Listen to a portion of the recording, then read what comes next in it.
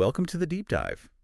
Today, we're going to be tackling something that I think a lot of HR professionals are thinking about. Is getting certified worth it?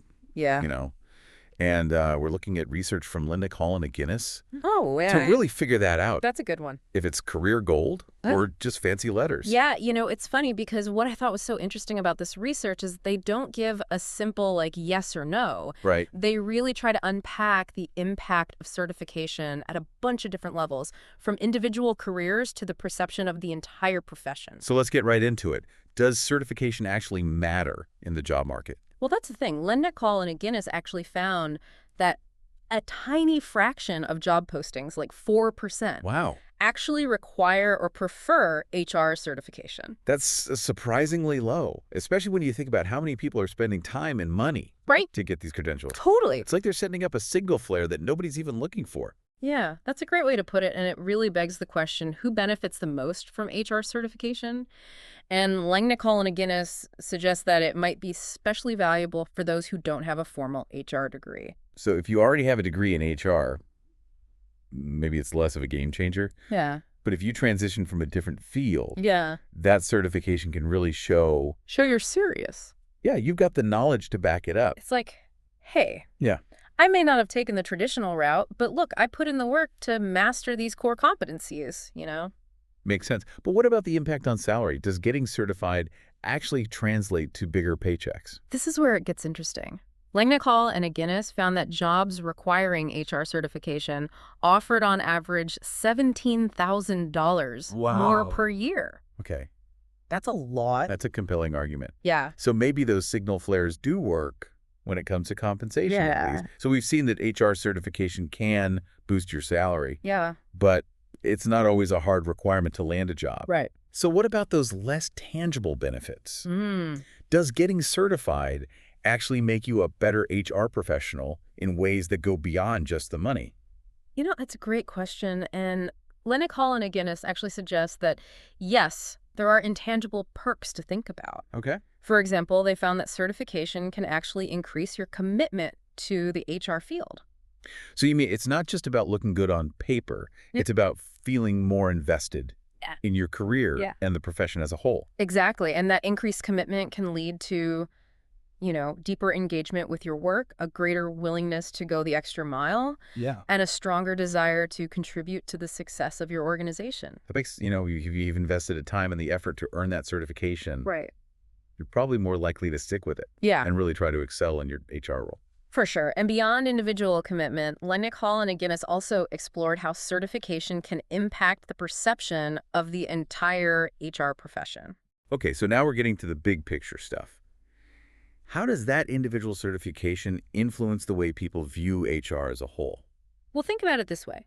When more HR professionals hold certifications, it sends a message that HR is a serious, knowledge-based field with established standards and best practices. It raises the bar for everyone in HR Mm-hmm. and shows the world that it's not just about paperwork and compliance. Yeah. It's a strategic function that requires real expertise. Exactly. And Linda Collin and Guinness argue that this enhanced credibility can lead to greater influence and respect for HR professionals within organizations. That could be a game changer instead of being seen as just an administrative function. Yeah. HR could be viewed as a strategic partner, Right. essential for business success.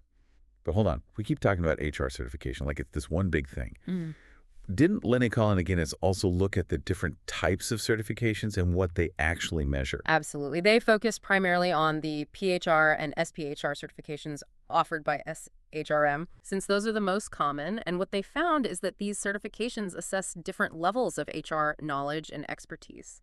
So for our listeners who might not be familiar with those acronyms, Yes. can you break down the difference between the PHR and SPHR? Yeah. The PHR, or Professional and Human Resources, is geared towards those at the entry or specialist level. Okay. It focuses on the foundational day-to-day aspects of HR, like recruitment, training, compensation, and benefits. So if you're a recruiter or a training coordinator or an HR generalist, handling those core functions, Yep. PHR would be the relevant certification. Exactly. But if you're aiming for a leadership role in HR, like an HR manager or director, Okay. then the SPHR or senior professional in human resources would be the more appropriate credential. Got it. And what makes the SPHR different? Does it just cover more HR topics? You know, it's not just about quantity, it's about a shift in focus. The SPHR goes beyond the operational basics and delves into the strategic aspects of HR. It covers things like business strategy, HR planning, talent management, organizational development, and even ethical leadership.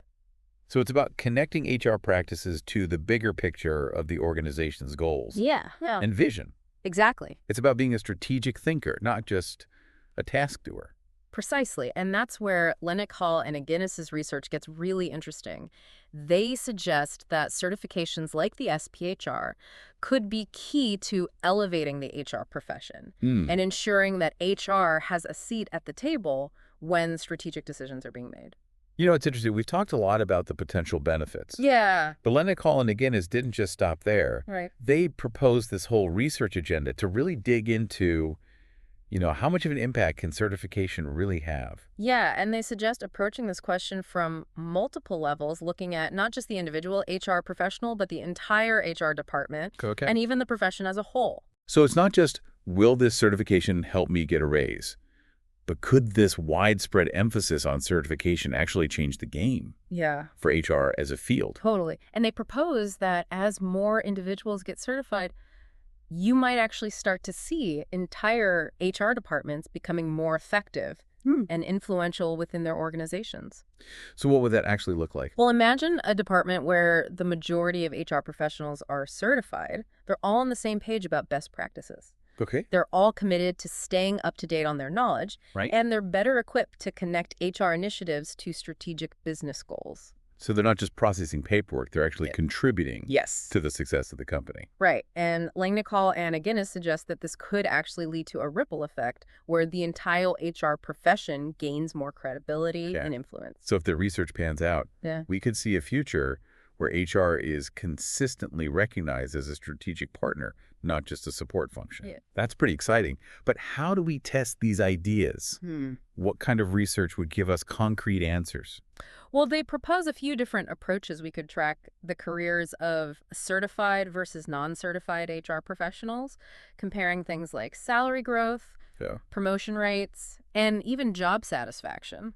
So if we see that those certified professionals are consistently climbing the ladder faster Yeah. and they're happier in their jobs, that's pretty strong evidence. That's strong evidence. that certification matters. Another approach would be to compare the performance of HR departments with different levels of certification. Okay. So, do the high certification departments have better outcomes? Are they better at attracting and retaining top talent? Right. Are they more successful at creating a positive and productive work environment? So it suggests that certification isn't just about individual gain. Right. It's about making that whole HR function more effective. Right.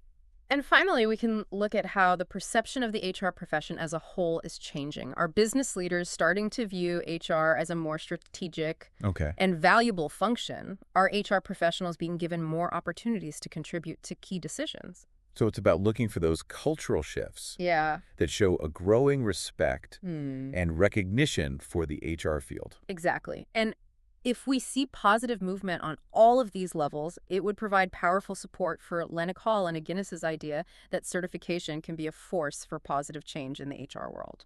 This has been a really fascinating look at the world of HR certification. Sure. We've gone from what different certifications cover Right. to exploring how they can impact individual careers, Yeah. entire departments, and even the HR profession as a whole. And while there's no one-size-fits-all answer to the question of whether certification is worth it, Yeah. Lennox Hall and Guinness have definitely given us a lot to think about. So listeners, as you weigh your own options, remember to think about not just the benefits for yourselves, but the role that you can play in shaping the future of HR. Yeah.